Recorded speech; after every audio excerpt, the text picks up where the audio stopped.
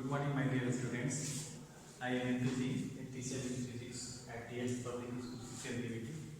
I welcome you all in today's online class.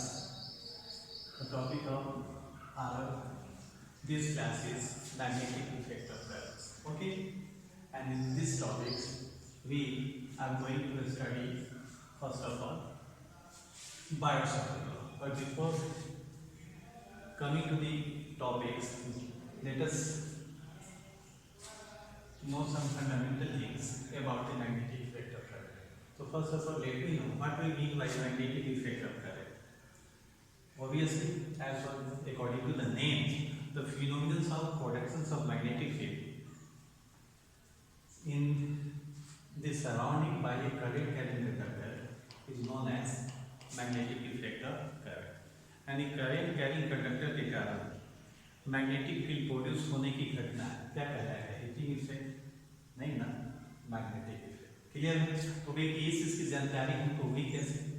और ये सबसे पहले तो ये तो आप जानते हैं कि what is magnetic effect of current क्या है? तो फिनोमिनन ऑफ प्रोडक्शन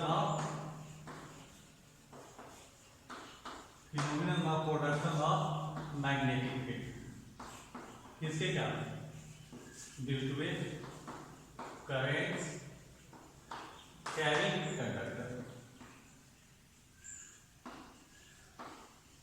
क्लियर है? ओके, सबसे पहले इस चीज की जानकारी हमने ऑस्टेड एक्सपेरिमेंट ने अपने एक्सपेरिमेंट से बताया कि एक current carrying conductor magnetic field produce करता है। उन्होंने एक छोड़ दिया मैग्नेटिक कंपास को, तो एक फ्रीली सस्पेंडेड मैग्नेटिक कंपास या मैग्नेटिक फील्ड कैसे जाके रुकेगा? नॉर्थ साउथ की डायरेक्शन में। तो ये नॉर्थ साउथ के डायरेक्शन में रुका हुआ है और एक इसके ऊपर से एक कंडक्टर को गुजरने दिया गया। जब हम लोगों ने इसमें करंट पास किया तो इसमें क्या देखा गया? ये डिफ्लेक्शन शो कर रहा है।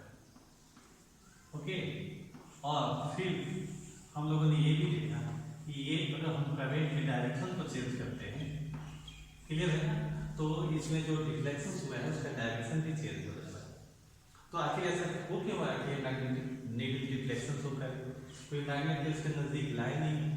इसका मतलब कि जो काम मैग्नेट कर सकता है वो काम ये कर रहा है, क्योंकि जैसे करंट ऑफ किए तब तो ये मैग्नेटिक नीडल नॉर्थ साउथ के डायरेक्शन में है। करंट पास किए डिफ्लेक्शन शो किया, करंट के डायरेक्शन बदले डायरेक्शन बदल गया। तो ये आपको क्लियर हो गया कि ऑक्सफोर्ड एक्सपेरिमेंट से क्या रिजल्ट मिला हमें, क्या आपको पता चला? यही पता चला ना कि एक करंट कैरिंग कंडक्टर प्रोड्यूसेस, तो रिजल्ट क्या निकला कि एक current carrying conductor produces magnetic. अब ये तो पता चल गया कि current carrying conductor magnetic field produce करेगा। क्लियर है? तो अब तो ये मैग्नेटिक फील्ड का मेजरमेंट भी होना चाहिए। क्लियर है? तो ये मैग्नेटिक फील्ड का मेजरमेंट हम लोग कैसे करेंगे? किसी पॉइंट पर किसी करंट कैरिंग कंडक्टर के कारण मैग्नेटिक फील्ड का, ठीक है, आप वैल्यू जो है कैसे निकालिएगा? इसके लिए हम लोग किसकी मदद लेते हैं? इसके लिए बायोट-सावर्ट लॉ का हम लोग यूज करते हैं। ओके, तो देखिए बायोट-सावर्ट लॉ क्या है? कुछ लोग इसको बायोट-सावर्ट लैप्लेस लॉ भी कहता है। तो बायोट मुख्य आपके जो फिजिसिस्ट थे और सावर्ट और लैप्लेस उनके को-वर्कर होंगे, इसलिए कहीं ज्यादा मोस्टली तो यूज किया गया है बायोट-सावर्ट लॉ। हम बायोट-सावर्ट लैप्लेस लॉ भी कह सकते हैं। क्लियर है ना? शॉर्ट इसको बायोट-सावर्ट BSL लॉ भी लिखते हैं। तो ये बायोट भी है और क्या है? सावर्ट भी और लैप्लेस, बायोट-सावर्ट लैप्लेस लॉ आप ये भी कह सकते हैं। ठीक है, लेकिन ज्यादा ये यूज किया गया है, मैं भी यही कह रहा हूँ। तो बायोट-सावर्ट लॉ है क्या वो देख लिया।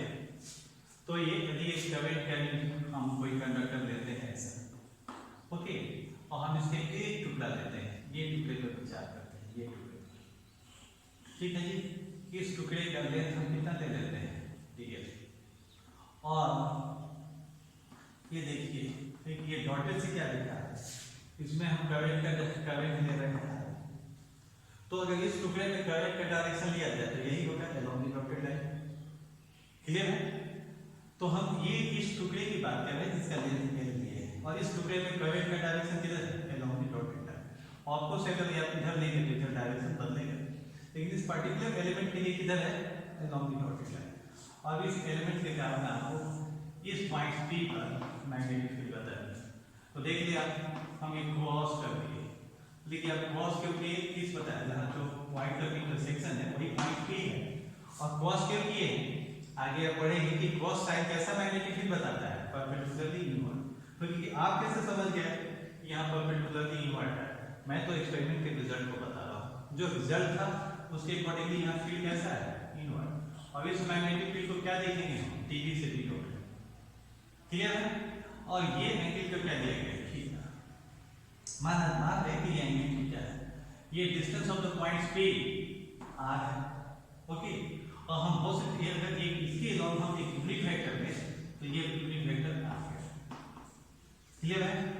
तो बायट सॉवर्ट और लैपलेस ने क्या देखा, उन्होंने बहुत सारे एक्सपेरिमेंट किए, और एक्सपेरिमेंट्स के डिफरेंट एक्सपेरिमेंट्स के आधार पर इन्होंने क्या कंक्लूड किया कि इस पॉइंट पर मैग्नेटिक फील्ड इस एलिमेंट के कारण अगर dv है तो dv किस फैक्टर पर डिपेंड करता है, क्लियर है?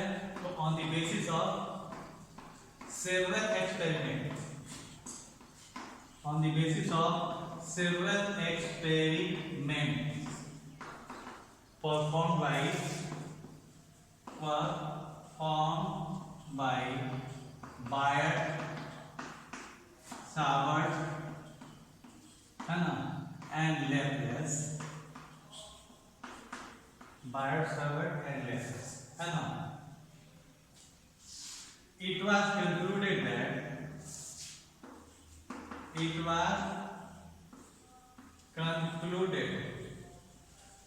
that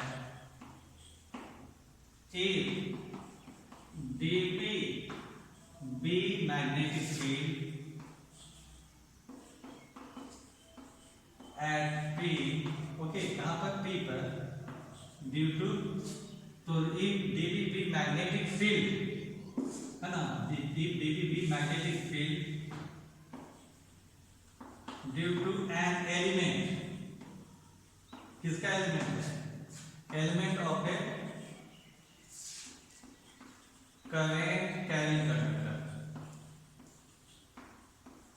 current carrying conductor, then क्या देखा गया, इट वाज कंक्लूडेड दैट, है ना, that if dv be the magnetic field due to an element of a current carrying conductor, then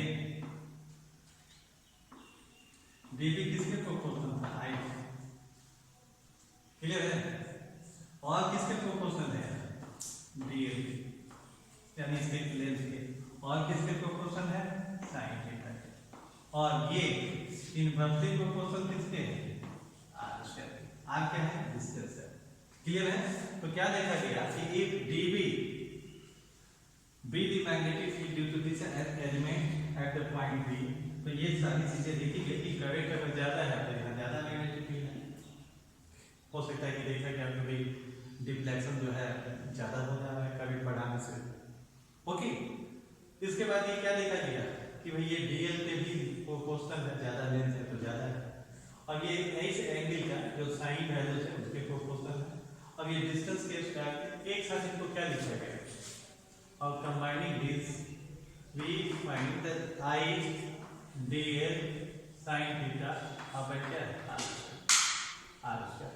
इसको हटा करके हम लोगों ने एक कांस्टेंट लिखा, I dl sin थीटा अब बाय r स्क्वायर। ये है, ये को क्या कहोगे, a is constant of proportionality,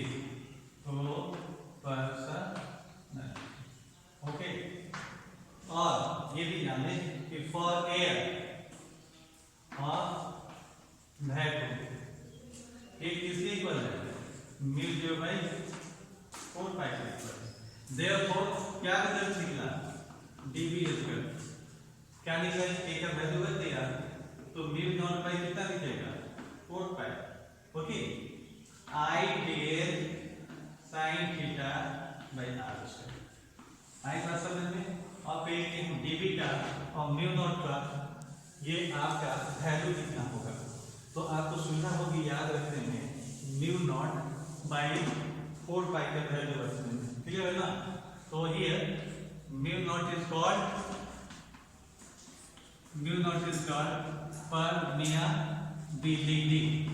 permeability of air और वैक्यूम। ओके, और ये भी जान लिया कि value of mu naught by 4 pi is equal to 10 to the power -7। अब देखिए मैं यूनिट इसका कैसे बता रहा हूँ, इसका यूनिट बताना है ना, तो इसका यूनिट ढूंढने के लिए टेस्ला। ओके, हम इनकी यूनिट बताने के लिए टेस्ला लेंगे। इधर से लाओ इधर आर स्क्वायर, तो क्या होगा मीटर स्क्वायर, और फिर ये नीचे में एक करंट के लिए एम्पीयर। ओके, और फिर किसके लिए लिखिएगा ये डीएल का जो लेंथ है मीटर, तो ये तो कैंसिल हो गया, और आप देख लें ये कैंसिल हुआ ना, तो कितना वैल्यू हो जाएगा 10 का power -7 tesla metre per ampere. In vector form ये आप एक्सप्रेशन क्या लिखेंगे इसके लिए, तो dv equal to mu 0 by 4 pi. Okay, I dl across क्या लिखोगे r cap by r square. आई बात समझ में। और हम वेक्टर फॉर्म में लिखेंगे तो हमको यहाँ डायरेक्शन भी इसमें इंक्लूड्स हो जाता है कि b का डायरेक्शन यानी मैग्नेटिक फील्ड का डायरेक्शन क्या होगा, तो direction I dl cross r cap का डायरेक्शन से वही डायरेक्शन dv का। क्लियर है। तो भाई हम I dl cross r cap का डायरेक्शन कैसे लें, तो ये तो क्रॉस प्रोडक्ट है, तो क्रॉस राइट हैंडेड इसको भी उसे लीजिए। I dl का डायरेक्शन ये तो डॉटेड लाइन है। ओके, और इधर से किधर लेना है r कैप, तो क्या देख रहे हैं आप किधर घुमा रहे हैं, उंगली पैसे घुमाने पर हम किधर इंडिकेट कर रहे हैं इनवर्ड। एक राइट हैंडेड स्क्रू को अगर आप रोटेट करेंगे तो ये किधर जाएगा अंदर जीरो, तो ये फील्ड आपका किधर है इस पॉइंट पर परपेंडिकुलरली इनवर्ड। क्लियर है। तो ये आपका मैथमेटिकल फॉर्म होगा, वेक्टर फॉर्म होगा, और ये स्केलर फॉर्म में लिखा गया है बायोट-सावर्ट लॉ का। और इससे क्या रिजल्ट्स लिखना, रिजल्ट्स क्या लिखना होगा कि सोर्स ऑफ मैग्नेटिक फील्ड क्या है करंट एलिमेंट्स। क्लियर है। तो आई डीएल को हम क्या कहते हैं करंट एलिमेंट। तो इस तरह से क्या था दिस इज इट इज आपका क्या हो गया vector form of Biot-Savart. Okay, और यहाँ पर ध्यान दीजिए इट इज सीन क्या देखा गया, it is seen that source of magnetic field क्या है, सोर्स ऑफ मैग्नेटिक फील्ड जो है वो क्या है आई डी। और इसको क्या कहते हैं, इसको कहते हो करंट एलिमेंट। क्लियर है। और ये कैसा क्वांटिटी है, it is a vector quantity. तो सोर्स ऑफ मैग्नेटिक फील्ड क्या है, जबकि नोट किया गया है ना कि आपके सोर्स ऑफ इलेक्ट्रिक फील्ड क्या है, सोर्स ऑफ इलेक्ट्रिक फील्ड जो है वो क्या है आपका चार्ज है। ओके, और वो कैसा क्वांटिटीज है, it is a scalar quantities. तो ये भी पता चल गया ना कि सोर्स ऑफ मैग्नेटिक फील्ड क्या है करंट है। अब लास्ट टॉपिक है आपका एक छोटा सा टॉपिक है जिसमें कि आप इसका यूटिलाइजेशन कर लें तो बेहतर होगा। ठीक है, और वो है आपका यही आज के क्लास का ये लास्ट टॉपिक है कि आप कर रहे हैं आप कि मैग्नेटिक फील्ड कहाँ पर at centre of a circular coil. हम चाहते हैं कि बायोट-सावर्ट लॉ को अप्लाई करना सीखें। क्लियर है। तो आप एक सर्कुलर कॉइल लेंगे, ये क्या दिए हैं आप एक सर्कुलर कॉइल। ओके, तो सर्कुलर कॉइल आप लीजिए, ये हम ले लिए सर्कुलर कॉइल, इसमें करंट का ये डायरेक्शन है, ये इसका सेंटर आर हो गया रेडियस सेंटर। और देखो जी हम डॉट से यहाँ पर मैग्नेटिक फील्ड को दिखाते हैं। अब डॉट से कैसा बताते हैं परपेंडिकुलरली अपवर्ड। हम इस एलिमेंट पर विचार करते हैं, और अगर इस एलिमेंट पर विचार करें तो इस पर अगर टेंजेंट का डायरेक्शन लें तो अलॉन्ग द डॉटेड लाइन होगा। एंड अगर हम यहाँ पर इसको करंट एलिमेंट कंसीडर करें तो क्योंकि करंट का यहाँ पर कैसे करंट फ्लो कर रहा है एंटी क्लॉकवाइज, इस टुकड़े में करंट का डायरेक्शन क्या होगा, ये डायरेक्शन होगा जो डॉटेड के अलाउंग है, तो करंट एलिमेंट का क्या डायरेक्शन हो गया, अलाउंग द डॉटेड, और ये एंगल कितना हो गया 90 डिग्री। आप इधर अगर यूनिट वेक्टर लेना चाहते हैं तो इधर आर कैप लें।